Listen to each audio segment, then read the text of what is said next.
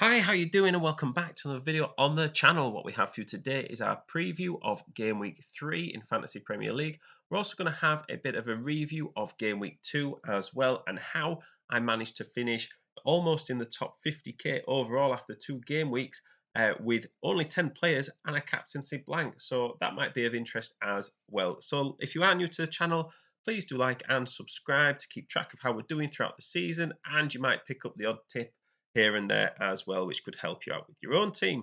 So let's get into it. So we're going to start with the ranks here, and obviously I'm going to asterisk it like we did last week in the fact that it is super early days. The point spread is really small. I think my mate in one of my mini leagues is about 19 points behind me, and he's about 3 million overall, which just goes to show just how small the difference is. And like we said in last week's video, just got to really give it till game week 10, see how you're doing then, and take it from there. So, whilst it's great to have the points on the board, and it's certainly a lot better than I have done in previous seasons, I'm not getting too far ahead of myself. So, to start with, we'll talk about the goalkeepers. I did start Matt Turner in net. I thought Sheffield United at home is probably the most likely to keep a clean sheet you will ever have. So we went with him. Him and Onana got the same amount of points. There was no real risk taken there in the end. Into defence we go, and Estupinan and Saliba did really well. Saliba got 2 bonus points and a clean sheet. Estupinan got 11 points for his goal and his assist. And he's a bit like, yeah, it's great for Estupinan to get a goal and assist, but a little bit annoyed that Brighton couldn't keep a clean sheet again, because then you'd be looking at about an 18-point haul for Estupinan, and you would be really laughing in that case. Uh, Obviously, the glaring weakness here is Reece James. Now, what we had with Reece James was on Friday night, we kind of got wind that he'd picked up an injury, or Thursday, Friday, we got wind that he picked up an injury. And I was a bit reluctant to take him out because I hadn't seen anyone else in, game week 2 at that point. And I kind of didn't want to make snap judgments. I was thinking of going to Chilwell. And really, what we had is that sort of, I was stuck, to be honest. So, what I did was I put Baldock on first bench, I put Ake on second bench, and I thought, well, you know what, Baldock against Nottingham Forest, there is a chance that he will keep a clean sheet against Nottingham Forest. Anyway, it ended up Baldock got a knock and he didn't start as well. And I was thinking, well, Nathan Ake might start anyway, and I'd get a couple of points for Nathan Ake. I thought, well, I didn't need to make a transfer and rush it in, because chances are I'd only miss out on 1 or 2 points anyway. And then Nathan Ake didn't come on either. So I ended up only having 10 players on the pitch, which makes the results of the game week even more incredible, to be honest. Into midfield we go, and we'll start with Saka and Martinelli. Although they didn't get an attacking return, they did keep a clean sheet, which those 2 points do count for a lot at this stage of the season. That's probably about, a couple 100,000 rank in overall for your team. Is those 2 points. So there's definitely nothing to be sniffed at there. And we did say earlier in the season that, your players aren't going to score and assist every single game week. But as long as somebody is scoring and assisting every single game week, your team will do all right. They'll be consistent. So nothing really to panic about there. And that takes on to Mbuemo, who got the most points out of anyone this game week with 16. What a fantastic return. I know two of his three goals have been penalties. Are Brentford going to get a penalty every week? No, they're not. They're not going to get 38 pens in a season. But you've got him in because he's on pens. So it's like, well, you can't then moan about it when he scores the penalties when you've got him in. And part of that thinking was because he's likely to take penalties. So it's fantastic. And, it's nothing to be sniffed at, really.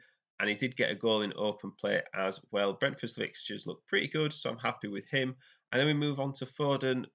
Paid off. He started second game in a row, got an assist, looked really good, to be honest. Was a lot of link up play with Haaland, which is great. Haaland missed a couple of chances. Foden missed a couple of chances. One of them was like assisted by Haaland as well, which would have really gone down well in my team. But it wasn't to be. But 9 points is a fantastic return for Foden. And that brings us on to Rashford, where obviously it's disappointing to have Man City attackers at the moment, maybe even, Man United attackers at the moment, maybe even Man United defenders at the moment. And really, I'm not planning on transferring him out because of Man United's good fixtures coming up. I think also having Hoyland back in the team will push Rashford back out left where he's used to. And I think that could see a new dynamic for him, and it could really kickstart his season. Up front, we had Haaland and Watkins. Watkins got an assist.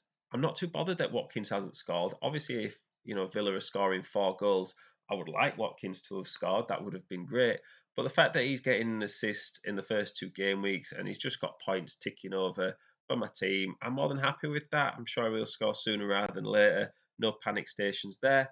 Haaland blanking, that is what it is. I was never going to not captain Haaland. I think the other alternative was Salah, who I didn't have, and he only got 5 points as well, 10 points with the captaincy. And I know that's a big difference of 6 points at this stage of the season, but you're going to have a lot of ups and downs throughout the year. That'll even themselves out. So onto the fixtures for this game week, and it's going to start with the Friday night kickoff. Another Friday night kickoff here, and it's game week 3. I do think the season's going quite quickly, and it is Chelsea against Luton. So I think for me, if you've got a Chelsea player, you play him. I think that Friday night kickoff against Luton is going to be a great fixture for them, and they're going to want to bounce back. We've only seen Luton play once; they've had a couple of weeks off, so whilst they've had time to prepare for this, they're also not necessarily match ready, or at least as match ready as other teams. On to Saturday, and the early kickoff is Bournemouth versus Spurs. Is a Spurs defender a good option? Yeah, probably. Yeah, I think if I had a Spurs defender, it depends who else I've got on my team, but I wouldn't have a problem starting them against Bournemouth either. I think Bournemouth are a little bit inconsistent to start the season so far. Spurs look a lot more consistent, or at least what I thought they'd be. I think jump on that train if you've got them in your squad, especially. 3 o'clock kickoffs, there's 2 fixtures that stand out to me. Arsenal at home to Fulham. I think that looks a good fixture for Arsenal. Fulham a little bit lost at the moment, losing Mitrovic to Saudi Arabia. Don't look like they've got lots of goal scoring options in the team. Let's see if they dip into the transfer market before next weekend. If they don't, I would not have a problem playing Arsenal players in this game. The other fixture that stands out to me is Man United Nottingham Forest. Now, Nottingham Forest at home, you would think they're going to score. Nottingham Forest when they're playing away, I think it's a bit of a different option, and I think Man United will want to sort of show everyone what they're made of. I will be really interested to see if Hoyland comes back, like we say, how that affects the rest of the team. The evening kickoff on Saturday is Brighton West Ham. Now, for me, I wouldn't necessarily expect Brighton players to score, 4 goals every game. I think if you've got a Brighton player in your team, you got them in at pre-season because of the easy fixtures. So the fact that they scored 4 in each of the first 2 games, not that that was expected, but since they did it, you're like, well, I'm not really surprised because they got a good attack. It'd be interesting to see if they can keep it up against the other teams as their fixtures turn and the fact that European football starts. So if you haven't got a Brighton player in your team, I would maybe just leave it for now, to be honest, and look elsewhere, or maybe even give your team a bigger sample size. Uh, because I wouldn't expect them to score 4 past West Ham. I think if they do knock 4 past West Ham and other teams coming up, then they might be the real deal. Sunday's games got trio of games. Burnley against Aston Villa. You'd think Burnley would, maybe struggle a bit, like we're saying about Luton. They only played 1 game so far this season, and Aston Villa want to build on that performance this last game week against Everton. Sheffield United against Man City is the one we're all going to be watching on Sunday, and you absolutely need to captain Erling Haaland. I think if anyone is telling you otherwise to captain anyone else, I would question that. I think for me, it is just such a simple decision, and that's who I'll be captaining unless there is some sort of injury that is really obvious before the game. I think even if word gets out that Haaland might be injured, I think I'd still captain him on the off chance that he's playing and or he might come off the bench. And then if he doesn't play at all, then you've got your vice captain, haven't you? That's what it's for. But if Haaland starts against Sheffield United, I'm not being funny, he could score 4 goals. It could be one of those. And I think at this stage of the season to miss out on that is just too big a risk. Newcastle, Liverpool, I mean, that's going to be a tight game. Newcastle's fixtures to start the season haven't been good, but they are playing well. Liverpool, you could maybe say the same for. We're just going to wait and see how their starting lineup settles in. So onto my team for this game week, and in goal, I'm going to start with Onana. Like we said, Nottingham Forest at home, it's pretty good. The defence is going to be Ake, Saliba, and now Ben Chilwell. So we did talk about my Reece James problem, and I kind of got in Ben Chilwell on Saturday night. I didn't panic, but I was a bit aware of price drops and price rises, and I was annoyed with myself because I thought you could have just done this on Friday night and got Ben Chilwell's points against West Ham because at the time you thought Chelsea could keep a clean sheet. Ben Chilwell might score assists against West Ham. As it turned out, kind of got away with it, and I avoided the price drops and price rises as well. Ben Chilwell went up to 5.7, Reece James went down to 5.4. So I've saved myself 0.2 million there, and really I would have still got him in even if the fixture against West Ham had gone, as it did for Chelsea. I still would have got him in now because of how good the fixtures are coming up. On the defence and the bench, I've got Estupinan and Baldock. For me, like we said with Estupinan, Brighton aren't keeping clean sheets. The three defenders I've got in my starting lineup, I think are going to keep clean sheets. They're playing some good teams from a defensive point of view for them. So I would start them. And if, say, Ake doesn't start or something like that, or he doesn't get come on, I've got Estupinan coming off the bench. And for me, that's a fantastic 12th man into midfield, and they all look good fixtures, really, don't they? I don't really see a problem and why I would need to make any changes right now. I've still got a free transfer in the bank, but with all those home fixtures, the only away fixture so far is against Sheffield United. I would say that's a pretty good run of games this weekend. And then up front, we've got Haaland and Watkins.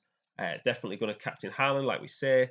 And Ollie Watkins, for me, is someone that could score against Burnley. So, whilst this game week just gone was a bit of a I was a bit unsure of how it would go and low expectations. This game week, it's safe to say I've got a lot higher expectations of this team. I think it could be a really good scoring game week. So watch out for this red arrow this time next week when it's not gone to plan. But that's how it's looking at the moment. And I just think I'm going to roll my other transfer into next game week. So let me know what you think. How's your team going? How's your game week done in game week 2? How are you thinking about your team? Any questions, put them in the comments. And thank you very much for listening. Please do like and subscribe. It's great the support we have on the channel, and I will see you in the next one.